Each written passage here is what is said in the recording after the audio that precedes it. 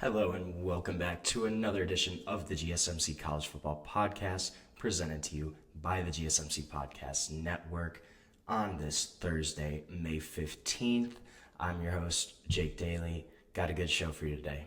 Gonna talk about some of the Bill Belichick drama continuing. What's going on there in Chapel Hill? Also gonna touch on SEC, Big Ten against pretty much everybody else.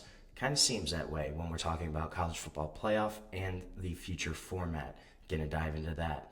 Also, we're gonna talk about some freshmen that I think could make immediate impacts on college football rosters in the 2025 season. Some guys that I think could really showcase their talents as true freshmen.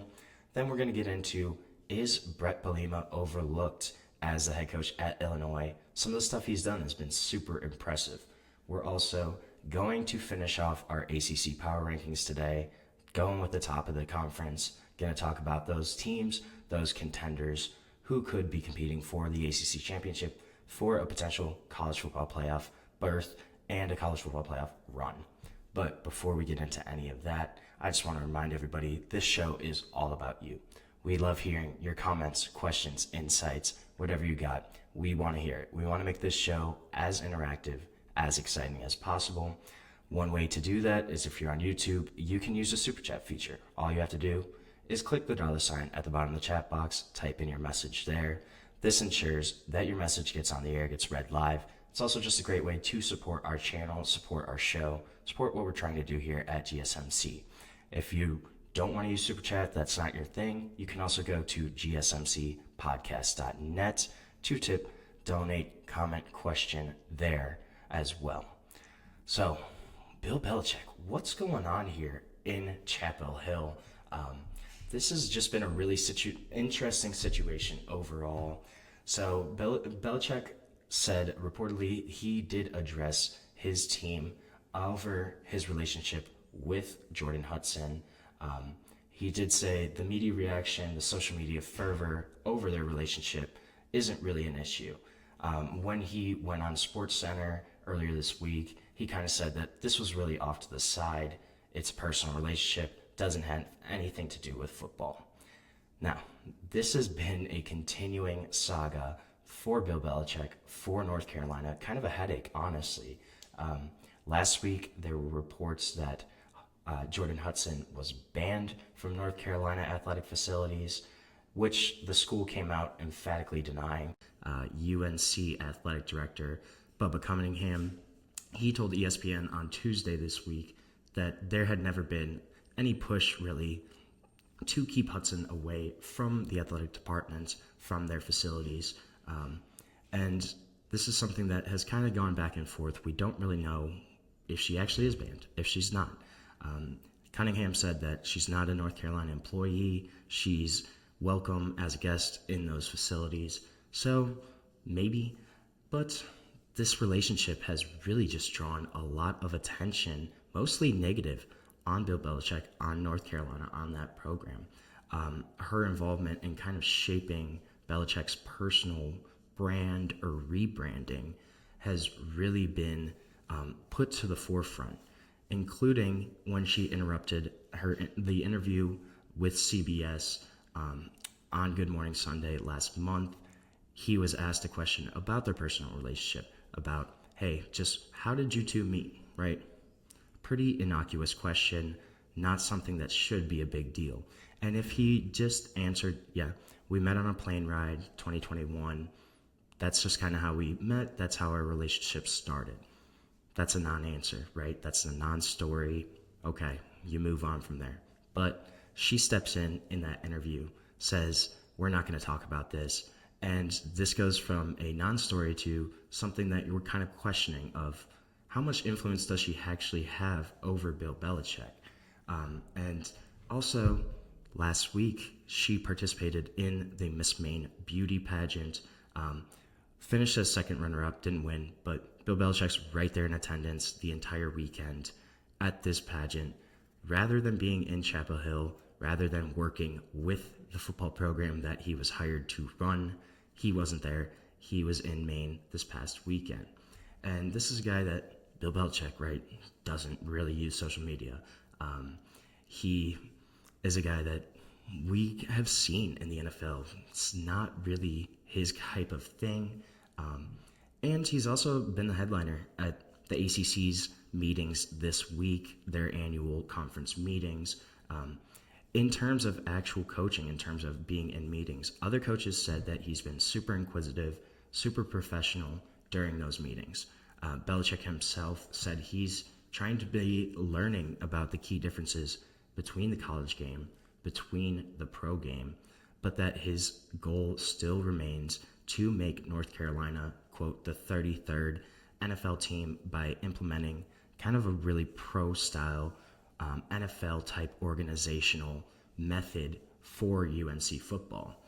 And this is something that he said, everything we do is a pro model, from the head coach, from the general manager, who in Mike Lombardi is a guy that he has worked with for years, was his first hire when he was hired as the North Carolina head coach, was securing Mike Lombardi as a general manager, a guy that has a ton of NFL front office experience. So it kind of seems like that's really what he's trying to push for. He said, we want to develop players professionally in every aspect, right? So this is something that he has really tried to put to the forefront. Another interesting kind of note here is he hasn't made any North Carolina players available to the media yet since his arrival in Chapel Hill 6 months ago. He did say he's been pleased with the team's kind of progression throughout the spring, but we haven't heard from any of the North Carolina players. We don't know kind of what their mindset is, what they're thinking about Belichick as their head coach, about Jordon Hudson's relationship with him, about her role kind of in this whole scheme of things. We don't know what the players actually think. There's really no indication of one way or the other kind of the mindset of that Tar Heel locker room. I think that's kind of really interesting. And he also didn't really set any specific expectations for this team. He just kind of said that we're trying to stack good days together. Good day, come back, build up the next day, kind of just keep going from there. So nothing that we really know about how this team is actually progressing, how they are going to look as a football team. We're not really sure. And this is a guy that you think about, Bill Belichick, in the media consistently. This is a guy that's always had that blank kind of scowl on his face, wide shoulders, really unmistakable presence in kind of the football world.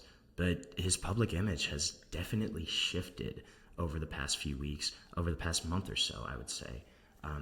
His accomplishments, right? This guy is a 6-time Super Bowl winning head coach, yet those accomplishments have been pushed to the background. We're not talking about Bill Belichick as a football coach, as what he can do for that program in terms of on the field. It hasn't been that conversation whatsoever. It's been his relationship, how that has kind of affected things.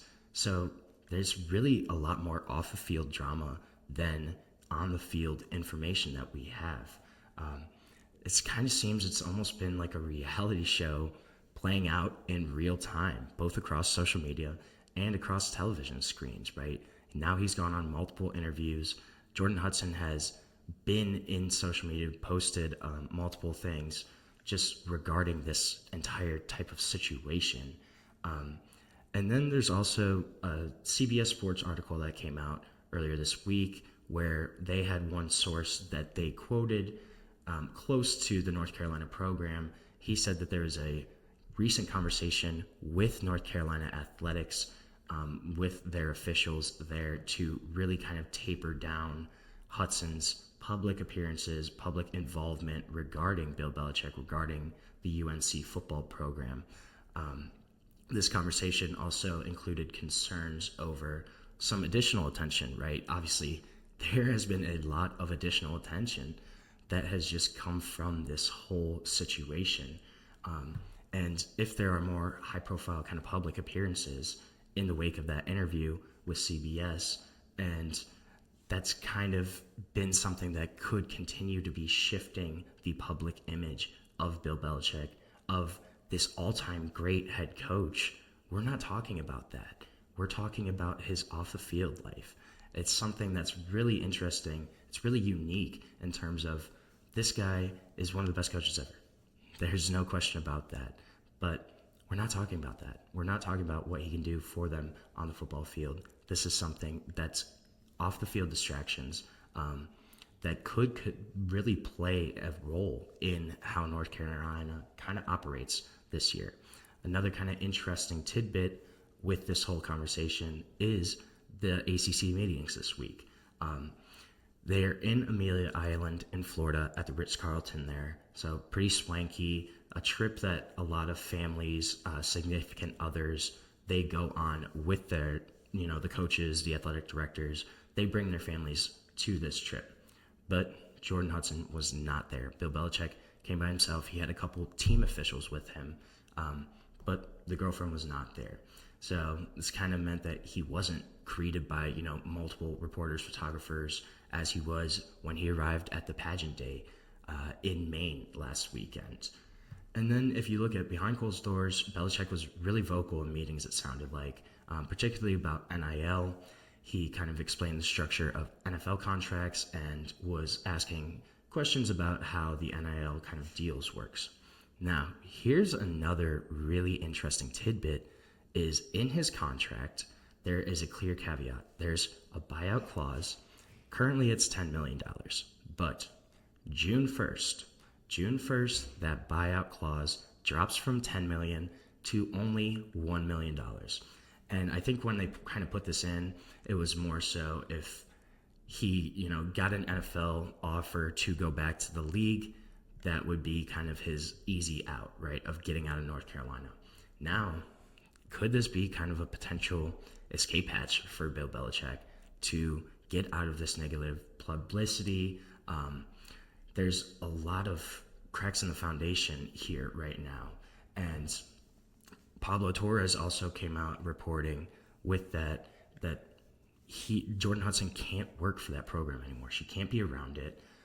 Could she potentially do something if she really does have this much influence over Belichick?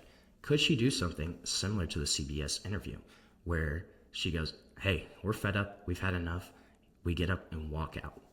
It's very possible. Bill Belichick himself could pay that $1 million buyout very easily. So that's something to look out for. That's only a couple weeks away. June 1st is a big date there where that buyout clause drops to only $1 million. Could he potentially say, I don't want to do this? Could he leave the program before he ever actually leads the North Carolina Tar Heels on the field? It's something that seems to be an increasing possibility here and something that I think is very much worth monitoring of this entire situation. Could he be gone as a North Carolina head coach before he even leads them onto the field? I think it's very possible. So right now, we are going to take our first break of the show. When we come back, we're going to talk a little bit about the college football playoff format and about how right now it's Big Ten, SEC versus pretty much everybody else. So we're going to take a short break, and we'll be back on the GSMC College Football Podcast.